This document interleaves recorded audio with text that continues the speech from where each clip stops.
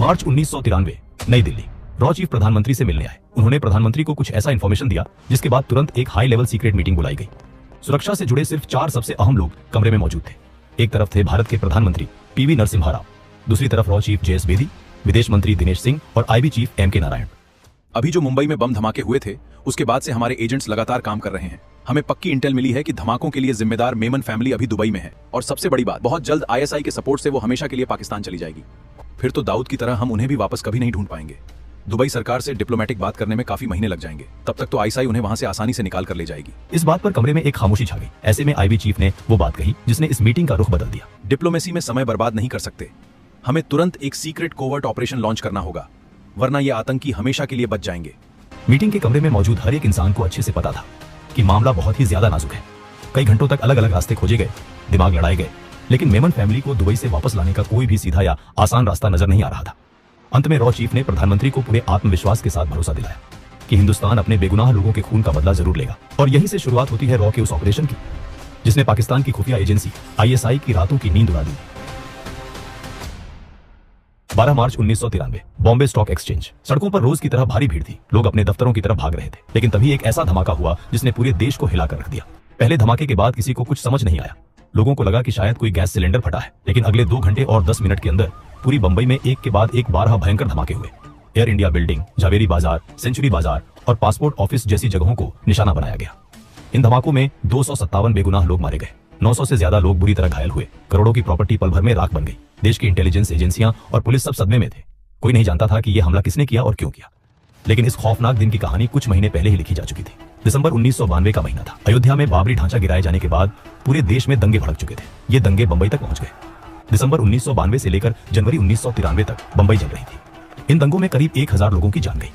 लोगों के घर, दुकानें और दफ्तर जला दिए गए। इन्हीं दंगों की आग में एक स्मगलर का सब कुछ जल गया था। उसका नाम था टाइगर मेमन। टाइगर मेमन के अंदर बदले की आग सुलग रही थी। पाकिस्तान की खुफिया एजेंसी आईएसआई हमेशा से भारत में ऐसा ही कोई मौका ढूंढती रहती थी। जैसे ही उन्हें बंबई के दंगों के बारे में पता चला, उन्होंने अपना खेल शुरू कर दिया। दुबई में एक बहुत बड़ी और गुप्त मीटिंग बुलाई गई। दुबई के एक आलीशान होटल के बंद कमरे में ये मीटिंग हो रही थी। आईएसआई ने अपने सबसे खास लोगों को वहां भेजा था। इसमें तौकीर जलियावाला और सैयद नाम के 2 बड़े सरगना शामिल थे। ये दोनों आईएसआई के मोहरे थे, जिनका काम था भारत के स्मगलरों के साथ मिलकर एक खतरनाक नेटवर्क तैयार करना। कमरे का दरवाजा खुला और अंदर आया दाऊद इब्राहिम। दाऊद के साथ मोहम्मद दोसा, ताहिर मर्चेंट और टाइगर मेमन भी थे। आईएसआई के अफसर ने मेज पर हाथ रखते हुए कहा, बंबई में जो खून बहा है उसका बदला लिया जाएगा। हमें बस तुम लोगों का नेटवर्क और रास्ते चाहिए। हथियार हम देंगे। दाऊद इब्राहिम ने टाइगर मेमन की तरफ देखा। टाइगर की आंखों में गुस्सा था। टाइगर ने भारी आवाज में कहा, मैं बॉम्बे को जलाकर राख कर दूंगा। मेरे लोग तैयार हैं, बस मुझे आरडीएक्स और गन्स चाहिए। किसी को भनक भी नहीं लगेगी। इस मीटिंग में तय हुआ कि भारत पर अब तक का सबसे बड़ा आतंकी हमला किया जाएगा। आईएसआई का प्लान बहुत साफ था। वो अपना नाम सामने नहीं लाना चाहते थे। उन्हें एक ऐसा चेहरा चाहिए था जो भारत का ही हो, और इसके लिए टाइगर मेमन से बेहतर कोई नहीं था। फरवरी 1993 में टाइगर मेमन और दाऊद इब्राहिम के नेटवर्क का इस्तेमाल करके महाराष्ट्र के रायगढ़ के पास समुद्री रास्ते से भारी मात्रा में आरडीएक्स, AK-56 राइफल और ग्रेनेड भारत पहुंचा दिए गए। और फिर आया 12 मार्च का वो काला दिन। धमाकों के बाद मुंबई पुलिस तुरंत एक्शन में आ गई।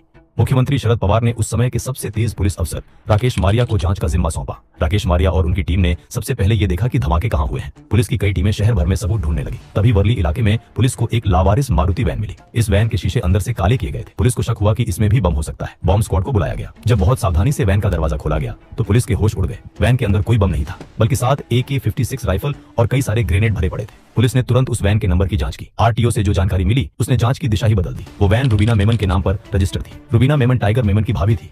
उसी समय पुलिस की एक और टीम को दादर इलाके में एक लावारिस स्कूटर मिला। उसका भी नंबर चेक किया गया। वो स्कूटर याकूब मेमन के नाम पर था। याकूब मेमन टाइगर मेमन का छोटा भाई था। दोनों गाड़ियों से एक ही पता निकलकर सामने आया, Al Husaini building, Mahim police station के पास।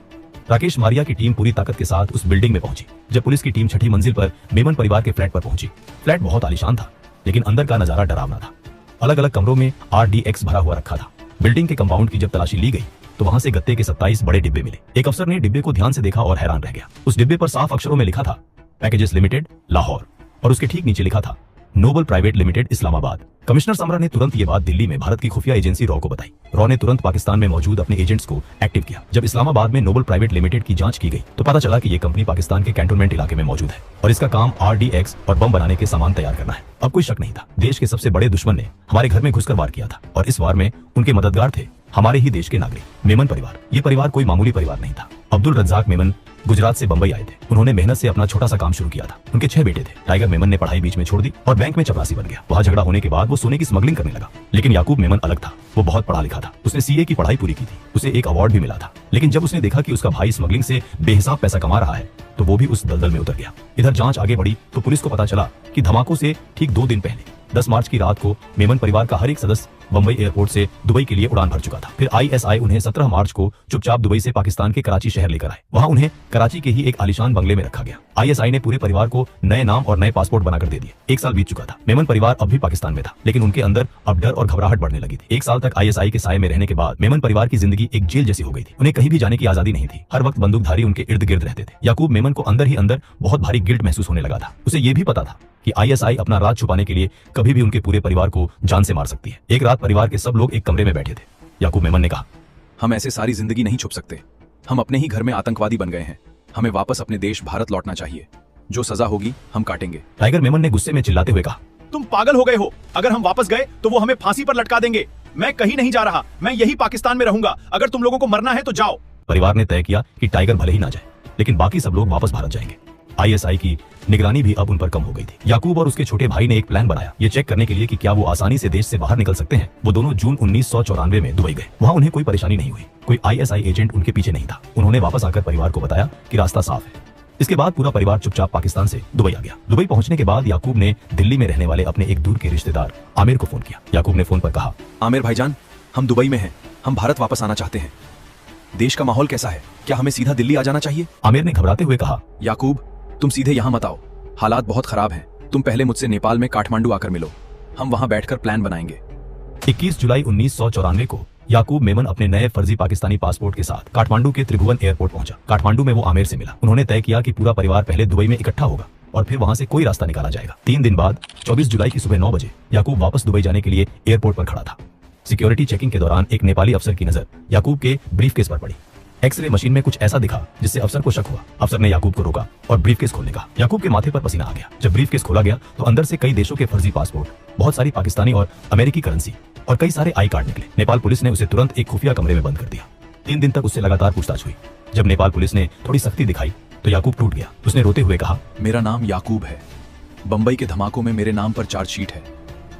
मुझे भारत पुलिस ढूंढ रही है। नेपाल पुलिस के होश उड़ गए। उन्होंने बिना वक्त बर्बाद किए दिल्ली में सीबीआई और रॉ के हेडक्वार्टर में फोन घुमा दिया। भारत सरकार ने तुरंत अपनी एक खास टीम काठमांडू भेजी। 28 जुलाई 1994 को रॉ के एजेंट्स याकूब मेमन को एक स्पेशल फ्लाइट से दिल्ली ले आए। भारत के लिए ये एक बहुत बड़ी कामयाबी थी, लेकिन खेल अभी बाकी था। दिल्ली में रॉ के सेफ हाउस में याकूब मेमन से पूछताछ शुरू हुई।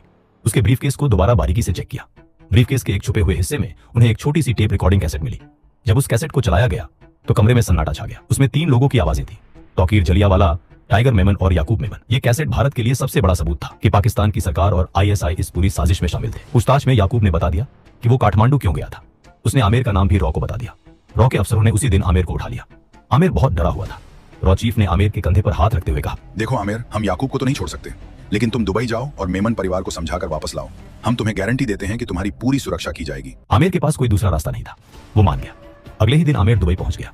रॉ ने उसे दुबई के उस होटल का पता दिया था जहां परिवार के रुकने की उम्मीद थी। लेकिन जब आमिर उस होटल में पहुंचा तो रिसेप्शन वाले ने कहा कि वहां मेमन नाम का कोई इंसान नहीं रुका है। इधर पाकिस्तान में आईएसआई को भनक लग गई थी कि याकूब मेमन काठमांडू से गायब हो गया है। उन्हें शक हो गया कि याकूब भारत पहुंच चुका है। आईएसआई ने अपने सभी एजेंट्स को हाई अलर्ट पर डाल दिया। आमिर जब दुबई की सड़कों पर घूम रहा था तो उसे महसूस हुआ कि कुछ लोग उसका पीछा कर रहे हैं। वो जिस भी टैक्सी में बैठता पीछे एक काली गाड़ी हमेशा नजर आती। आमिर ने घबराकर रॉ के अफसर को फोन किया। सर, आईएसआई मेरे पीछे लग गई है। मुझे डर लग रहा है। वो मुझे मार देंगे। घबराओ मत। दुबई में हमारा एक बहुत पुराना आदमी है। उसका नाम शफीक है। वो 22 साल से दुबई में टैक्सी चला रहा है। वो अब से तुम्हारे साथ रहेगा। सिर्फ उसकी गाड़ी में बैठना। शफीक कोई आम ड्राइवर नहीं था। वो रॉ का सबसे तेज और भरोसेमंद एजेंट था। 21 अगस्त 1994 की शाम आमिर बहुत थका हुआ और निराश था। उसे दुबई का खाना पसंद नहीं आ रहा था। वो असली कबाब खाने के लिए दिल्ली दरबार नाम के एक बहुत मशहूर रेस्टोरेंट में गया। वो वहां बैठा खाना खा रहा था कि तभी उसकी नजर दरवाजे पर पड़ी। 2 नौजवान लड़के एक पार्सल लेने अंदर आए। वो सुलेमान और ईसा मेमन थे, याकूब के छोटे भाई। दोनों भाई भी उसे देखकर हैरान रह गए। उन्होंने बताया कि याकूब की बीवी राहिन प्रेग्नेंट थी और उसने हाल ही में एक बच्ची को जन्म दिया है। इसलिए वो लोग अस्पताल के पास एक छोटे से होटल क्लेज में शिफ्ट हो गए थे। आमिर उसी रात उनके होटल पहुंच गया। क्लेज होटल के एक छोटे से कमरे में पूरा मेमन परिवार डरा हुआ बैठा था। आमिर ने उन्हें बताया कि याकूब अब भारत की कस्टडी में है और रॉ ने वादा किया है कि अगर वो खुद सरेंडर करेंगे तो उनकी जान बख्श दी जाएगी। और सब तैयार हो गए कि वो भारत वापस लौटेंगे। रॉ के चीफ ने दुबई में मौजूद भारतीय आईएफएस अफसर प्रभु दयाल को फोन किया और कहा, प्रभु, तुम्हें उन पासपोर्ट्स पर तुरंत वीजा लगाना है। ये नेशनल सिक्योरिटी का मामला है। इसके बाद प्रभु दयाल ने आमिर को इंडियन एम्बेसी बुलाया। जब आमिर शफीक के साथ एम्बेसी से पासपोर्ट पर वीसा लगवाकर निकल रहा था तो शफीक ने रियर व्यू मिरर में देखा कि आईएसआई की 3 गाड़ियां उनके पीछे लगी हैं। शफीक ने अपना दिमाग दौड़ाया। उसने आमिर से कहा, सामने एक बड़ा शॉपिंग मॉल है, मैं गाड़ी मेन गेट पर रोकूंगा, तुम तेजी से अंदर जाना और सीधा भागते हुए पिछले गेट से बाहर निकलना, मैं गाड़ी घुमाकर तुम्हें वहीं मिलूंगा। मॉल आते ही शफीक ने गाड़ी रोकी। आमिर तेजी से अंदर भागा। आईएसआई को लगा आमिर छुपने गया है। वो अपनी गाड़ियां वहीं छोड़कर आमिर के पीछे मॉल के अंदर भाग गए, लेकिन आमिर बिना रुके पिछले दरवाजे से बाहर निकला जहां शफीक पहले से इंजन स्टार्ट किए खड़ा था। वो लोग वहां से गायब हो गए और आईएसआई के एजेंट्स मॉल में ही भटकते रह गए। इसके बाद आईएसआई दुबई के इमिग्रेशन अफसरों के साथ मिलकर एयरपोर्ट पर जाल बिछा चुकी थी। जैसे ही मेमन परिवार वहां पहुंचता उन्हें गिरफ्तार करके सीधा पाकिस्तान भेज दिया जाता। रॉ को जब ये पता चला तो उन्होंने एक मास्टरमाइंड प्लान सोचा। दिल्ली से रॉ चीफ ने आमिर को कॉल करके कहा, दुबई एयरपोर्ट मत जाना, हमने शारजाह एयरपोर्ट से नई फ्लाइट बुक की है, वहां से निकलेंगे। शारजाह दुबई से 26 किलोमीटर दूर था। भारत सरकार ने सीधा प्रभु दयाल को ऑर्डर दिया। प्रभु दयाल अपनी ऑफिशियल मर्सिडीज कार में, जिस पर भारत का झंडा लहरा रहा था, पूरी सिक्योरिटी के साथ होटल पहुंच गए। प्रभु दयाल अपने साथ एक मिनी बस लाए थे। पूरे परिवार को उस बस में भरा गया और 26 किलोमीटर दूर शारजाह एयरपोर्ट पहुंचाया गया। 25 अगस्त 1994 पूरा मेमन परिवार दिल्ली एयरपोर्ट पर उतरा। वहां रॉ और सीबीआई के अफसर उनका इंतजार कर रहे थे। दुबई में आईएसआई के एजेंट्स दुबई एयरपोर्ट पर खड़े हाथ मांगते रह गए। भारत की इंटेलिजेंस ने उन्हें बेवकूफ बना दिया था। मेमन परिवार भारत आ चुका था, लेकिन याकूब की बीवी राहिन अभी भी दुबई में इंडियन एम्बेसी के एक सेफ हाउस में रुकी हुई। उसका पासपोर्ट पाकिस्तान की एम्बेसी में फंसा हुआ था। रॉ चीफ ने प्रभु दयाल को एक प्रेस कॉन्फ्रेंस करने कहा और राहिन को मीडिया के सामने लाने कहा। दुबई में एक बड़ी प्रेस कॉन्फ्रेंस हुई। राहिन ने रोते हुए मीडिया के सामने कहा, मैं घर वापस जाना चाहती हूँ, पाकिस्तान ने मेरा पासपोर्ट रख लिया है, मैं भारत सरकार से अपील करती हूँ कि मुझे एक इमरजेंसी पासपोर्ट दिया जाए। पूरी दुनिया की मीडिया में ये खबर आग की तरह फैल गई। भारत सरकार ने तुरंत राहिन को एक इमरजेंसी पासपोर्ट जारी कर दिया। 4 सितंबर 1994 को राहिन मेमन अपनी छोटी सी बच्ची जुबैदा को गोद में लिए दिल्ली एयरपोर्ट पर उतरी। ऑपरेशन पूरी तरह से कामयाब हो चुका था, लेकिन टाइगर मेमन कभी वापस नहीं आया। वो आज भी पाकिस्तान में एक भगोड़े की तरह अपनी जिंदगी काट रहा है। लेकिन 1993 के धमाकों के बाकी सभी मुजरिमों को उनके किए की सजा मिली। उन पर टाडा अदालत में एक बहुत लंबा मुकदमा चला। अदालत की कानूनी प्रक्रिया के बाद सबूतों के आधार पर परिवार के अलग अलग सदस्यों के लिए अलग अलग फैसले सुनाए गए। याकूब को धमाकों की साजिश रचने, हथियारों का इंतजाम करने और पूरे हमले को फाइनेंस करने का मुख्य दोषी पाया गया। 30 जुलाई 2015 को नागपुर सेंट्रल जेल में उसे फांसी दे दी गई। कुछ सदस्यों को साजिश का हिस्सा होने के लिए उम्र कैद की सजा सुनाई गई। कुछ सदस्यों को सबूतों के आधार पर बरी कर दिया गया। भारत ने न सिर्फ अपने मुजरिमों को पकड़ा था, बल्कि पाकिस्तान और आईएसआई का वो घमंड भी तोड़ दिया था कि वो भारत का कुछ नहीं बिगाड़ सकते। दोस्तों, अगर वीडियो पसंद आया तो इसे एक लाइक जरूर करें, शेयर करें और चैनल को सब्सक्राइब करें ताकि हम ऐसी वीडियोस आप तक लाते रहें। तब तक के लिए जय हिंद, जय भारत।